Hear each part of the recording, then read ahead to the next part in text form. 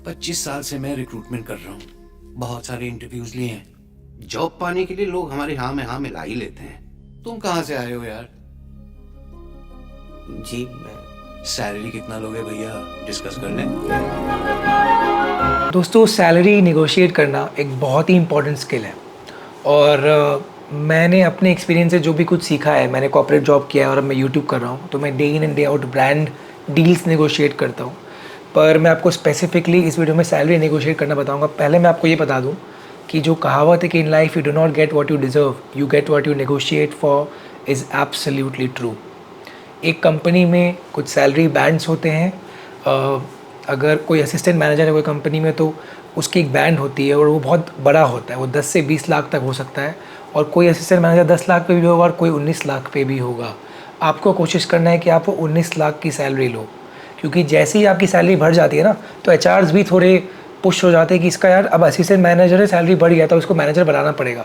तो आपका केस भी स्ट्रांग हो जाता है कि क्या ये मैनेजर के लिए ये काम कर सकता है, और आपको वो प्रमोट भी कर देते हैं।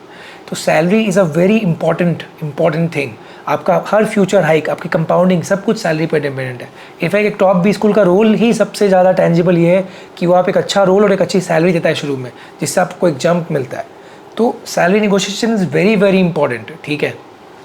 और मैं आपको बहुत कुछ बताऊंगा इस वीडियो में, क्योंकि मैंने एक पे कट लिया था अपने स्टार्टअप के जॉब के बाद। जब मैं कैपजेमिनी आया था तो मतलब उसके बाद मैंने फिर पे बढ़ाया जब मैं सनस्टोन गया। तो मैं आपको काफ़ी चीज़ें एक्सपीरियंस से बताऊंगा। मेरे ब्रेक भी है रेज्यूमे में।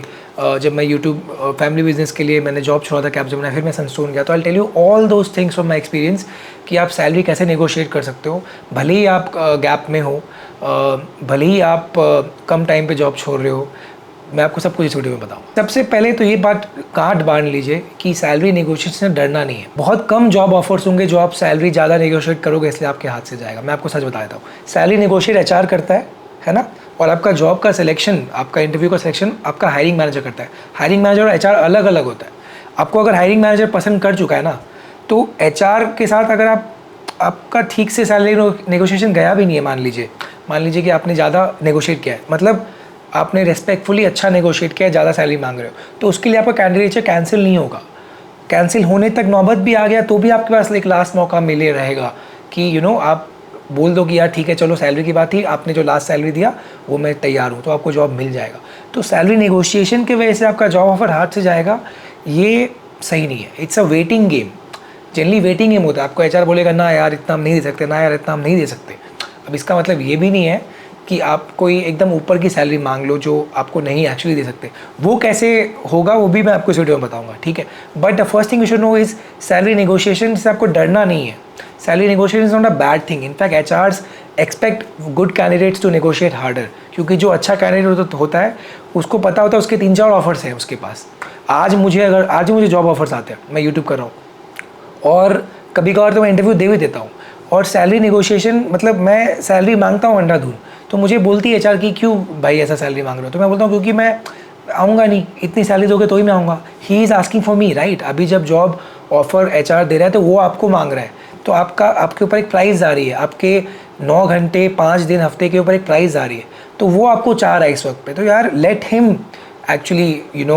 Him give you an offer which you can not reject, ठीक है। लेकिन इसके लिए आपको रिसर्च ये करना है कि आपको रिसर्च करना है, सेकेंडरी रिसर्च मतलब गूगल वगैरह में जाके, एम्बिशन बॉक्स में जाके, कि उस रोल का हाई सैलरी क्या है।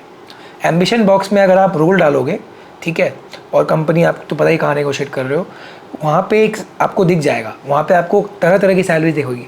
वहाँ पे आपको हाईएस्ट जो सैलरी दिखता है ना, वो आपका हाई सैलरी का बैंड है। तो उससे 1-2 लाख नीचे तक तो आप आराम से मांग सकते हो। ये पहला बात आप गांठ बांध लो, ठीक है। सेकंड पॉइंट, आपको इमोशनल नहीं होना है।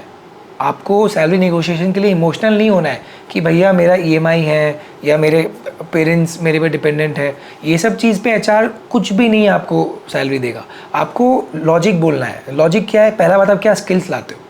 फॉर एग्जाम्पल, अगर आप मतलब मान लीजिए आप सेल्स एंड मार्केटिंग में काम करते हो, आपको 2 साल बाद आपका 2 साल काम हो गया है, अब आपको कोई कंपनी हायर कर रही है, आप बोलो कि यार मैंने 2 साल में ये सब कुछ सीखा है, अभी मेरा प्रमोशन ड्यू है, अभी मैं आऊँगा तो मेरा प्रमोशन का ये टाइम जाएगा। आपकी कंपनी में अप्रेजल कब होता है? क्या मैं उस अप्रेजल का पार्ट होऊंगा इस साल का अगर मैं ज्वाइन करूँगा? फॉर एग्जाम्पल आपका 2 साल हो गया है ना, अभी आपका मान लीजिए 3 महीने बाद अप्रेजल है इस कंपनी में, ठीक है, और आप दूसरे कंपनी में जा रहे हो, वहाँ पे अप्रेजल हो चुका है, वहाँ 9 महीने बाद अप्रेजल है। हर कंपनी का अलग अलग अप्रेजल साइकिल होता है।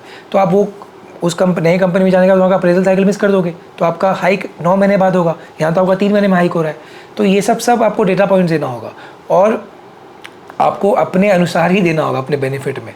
तो मान लीजिए आपका अप्रेजल हो भी चुका है तो वो मत बोलो आप तुरंत हो चुका है, तो नहीं हुआ है तो बोलो कि भाई मेरा अप्रेजल होने वाला है, आपके में अप्रेजल कब है, ठीक है, और मेरा होने वाला है, मेरा तो यहाँ प्रमोशन ड्यू है, बोल दो। अगर आपको 2-2.5 साल हुआ है, कौन चेक करने आ रहा है भाई, बोलो कि मेरा प्रमोशन हो सकता है, चांसेस है कि मेरा प्रमोशन हो सकता है, चांसेस है ही कि आपका प्रमोशन हो सकता है अगर आपने अच्छा काम किया है, ठीक है। तो बोलो प्रमोशन में तो मुझे 20-25% हाइक मिलेगा, तो आप मुझे सिर्फ 30% हाइक दे रहे हो, तो कैसे चलेगा। ये सब बात आप बोल सकते हो आराम से, ठीक है। अनटिल अनलेस अगर आपका सैलरी बैंड वही उस हाइक के बाद अगर वो आपको 30-40% हाइक दे रहा है और आपका सैलरी बैंड ही ऊपर जा रहा है, जो आपका रोल के लिए आपका इंटरव्यू चल रहा है, तब अलग बात है, और आपको छोड़ना है कंपनी तो अलग बात है। बट मैं आपको चीज़ें बता रहा हूँ to get a high salary, ठीक है, कोई वीडियो वही है। तो ये आपको करना है, आपको चीज़ें बताना है। उसके बाद क्या बताना है कि you bringing skills, maybe you are bringing a good MBA degree, maybe you are bringing good experience, वो आपको बतानी है। उसके बाद अगर आपका लोकेशन चेंज हो रहा है तो आपको वो चीज़ें भी बतानी है कि भाई मैं क्यों लोकेशन चेंज करूँ। हाँ, मैंने इंटरव्यू दे दिया, लेकिन अगर मैं बैंगलोर से बॉम्बे जा रहा हूँ तो बॉम्बे का कॉस्ट ऑफ लिविंग, ये सब आप सैलरी में नेगोशिएट कर सकते हो। बहुत लोग डर के मारे करते ही नहीं है। मैंने कई लोगों को देखा है यार कि वो बैंगलोर से बॉम्बे आ गए, अब सैलरी उन्होंने 30% ही निगोशिएट किया। 30% बोलते हैं मार्केट रेट, लेकिन भैया आपका जो बैंगलोर से बॉम्बे आने का चेंज है, आप जो अब बॉम्बे में रहोगे, आपका कॉस्ट ऑफ लिविंग भरेगा, आपका रेंट भरेगा, वो कैसे आप असर्टेन करोगे। ये सब आप सैलरी निगोशिएशन में ला सकते हो। आपको डेटा पॉइंट देना होगा। The difference in rent of the same kind of apartment from Bangalore to Bombay is this much, so I expect this much extra hike जो मेरी नॉर्मल सैलरी में होगा। 30% तो मुझे यहीं पे मिल जाएगा ना, आप मुझे क्या एक्स्ट्रा दे रहे हो। तो ये सब डेटा पॉइंट्स आपको देना है। What am I bringing to the table, how will the company benefit from me, ये सब आपको डेटा पॉइंट्स देना है कि आपने मुझे इंटरव्यू किया इसलिए मेरा सिलेक्शन हुआ, मेरा रेलेवेंट वर्क एक्सपीरियंस है, मैं सेम टाइप के रोल से आ रहा हूँ, ये सब कुछ पॉजिटिव है। मुझे ये तो चाहिए अपना बॉम्बे का रेंट का, ये तो मुझे चाहिए फिक्स अपनी सैलरी में, ठीक है। थर्ड, मैंने कई बार किया है कि कई बार जब सैलरी नेगोशिएशन होता है और HR अब बोल रहा है लास्ट स्टेज में जाके कि नहीं हम नहीं दे सकते, तो अगर आप बोल नहीं सकते उस वक्त तो बोलो कि मैं आपको ईमेल में लिख के अपने बताऊंगा, टाइम ले लो उससे, और ईमेल में रिस्पेक्टफुली अपने पॉइंट्स लिखो और बोलो कि ये एक लास्ट सैलरी है जो मैं मांगूंगा, ठीक है। ऑफ कोर्स वो सैलरी ऐसी नहीं होनी चाहिए। ये सब आप काम करोगे तो कई बार हो सकता है लास्ट में आपको HR कॉल ही करना बंद कर दे कि भाई बहुत ज़्यादा सैलरी मांग रहा है। तो रिसर्च इज़ मोस्ट इंपॉर्टेंट सबसे पहले कि भैया दिस इज़ माई रोल। आपको 90% एम्बिशन बॉक्स में, ग्लास डोर में, मेरे को एम्बिशन बॉक्स की सैलरी पे ज़्यादा ट्रस्ट होता है कंपेयर टू ग्लास डोर। आप उसमें देखो कि एक रोल है तो उसका कितना हाई सैलरी तक दिया है, और उससे थोड़ा कम तो आप थोड़ा कम तक मांगो और कोशिश करो मांगने का। फिर आप इंटरव्यू में भी देखो कि HR क्या बोल रहा है, कहीं वो बोल ही दे कि भाई मैं नहीं दे सकती, हमें जाना पड़ेगा, छोड़ना पड़ेगा, तो अलग बात है, वो सब भी आपको गेज करना पड़ेगा, ठीक है। नेक्स्ट, ऐसा कोई गोल्डन रूल नहीं है कि आपका सैलरी हाइक सिर्फ फिक्स टू फिक्स पे होता है, ठीक है। बहुत सारी कंपनीज़ में वेरिएबल सैलरी 80-90% मिल जाता है, बहुत सारी कंपनीज में वेरिएबल सैलरी कुछ नहीं मिलता। तो मैं आपको बोलूँगा जो आपका टोटल CTC है, ठीक है, अंटिल आप सेल्स में हो आपका अनकैप्ड वेरिएबल है, पर आपका जो टोटल CTC है, आपको जो वेरिएबल सैलरी मिला है, ठीक है, अपना लास्ट 3 महीने 6 महीने में ऑन एवरेज, आप उसके ऊपर नेगोशिएट करो, ठीक है। कई बार HR क्या बोलेगा कि आपका फिक्स सैलरी देता है, मैं फिक्स के ऊपर ही दूंगी, हमारा वेरिएबल कम है, और फिक्स के ऊपर मैंने फिक्स दिया, मान लीजिए आपकी salary 10 lakh fix plus 2 lakh variable, ठीक है।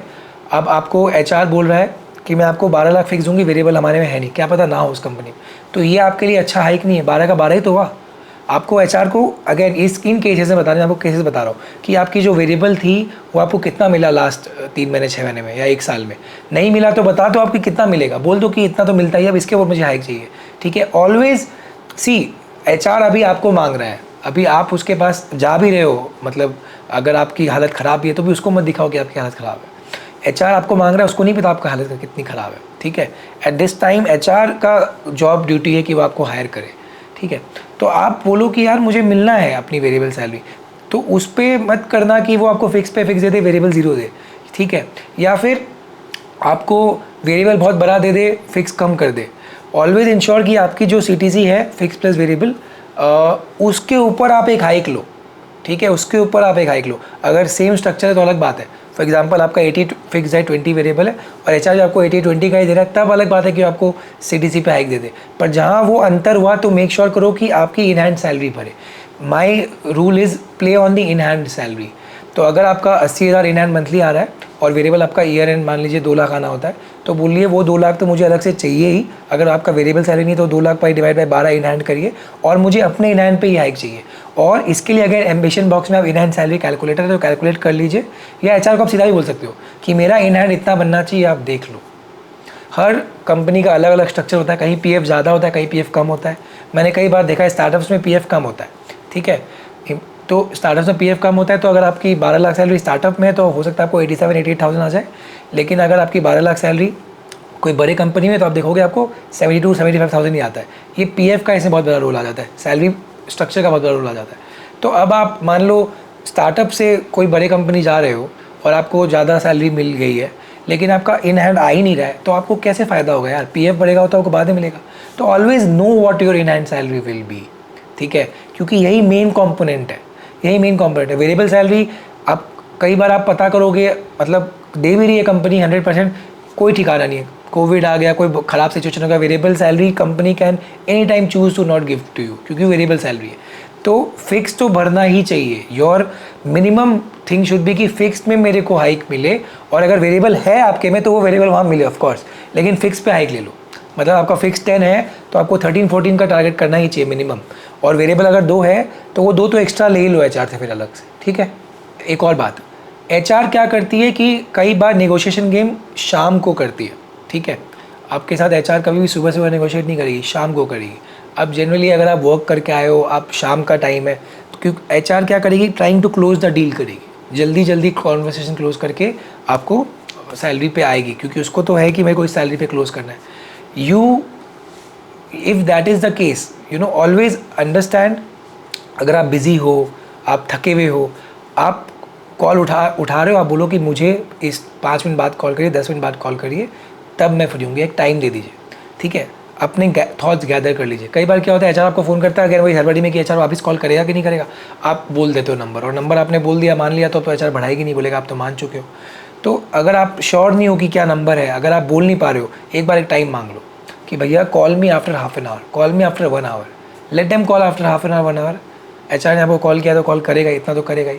उस वक्त तक अपने थॉट्स गैदर कर लो, एक जगह लिख लो, और फिर प्यार प्यार से बोलो। फिर अगर एचआर बोल रहा है नहीं हो रहा, एक बार सुनो। अगर आपकी सैलरी जो एचआर आपको दे रही है, आपको अगर नहीं पसंद आ रहा है, एक बार बोलो let me think about it. उस वक्त यस मत बोलो, let me think about it, I will email and let you know. Take a deep breath, let me think about it, I will email and let you know. फिर AmbitionBox में जाओ, research करो, अगर सही में यार आप देख रहे हो कि सैलरी वाजिब है तो मान लो ना, थोड़ा रिसर्च करो। और एक 6 फिगर बोल के है, उसमें भी आपको बहुत सारी सैलरी दिख जाती है, बट मेरा तो अगर इंटरेस्टेड एम्बिशन बॉक्स है, जैसा मैं वापस बता रहा हूँ, और इतनी रिसर्च के बाद एक्सेप्ट कर लो, ठीक है। नेक्स्ट पॉइंट, अगर आप स्टार्टअप में जा रहे हो कोई बड़े कंपनी से, तो ज़्यादा सैलरी नेगोशिएट करो, तब 20-25% में मत जाओ, 30-40 के ऊपर ही जाओ। क्यों? क्योंकि स्टार्टअप्स में जॉब इनसिक्योरिटी होती है, काम ज़्यादा होता है, ठीक है। तो ये सब बातें भी आप मान के चलो। नेक्स्ट पॉइंट, कंपनी का इंक्रीमेंट भी देखो।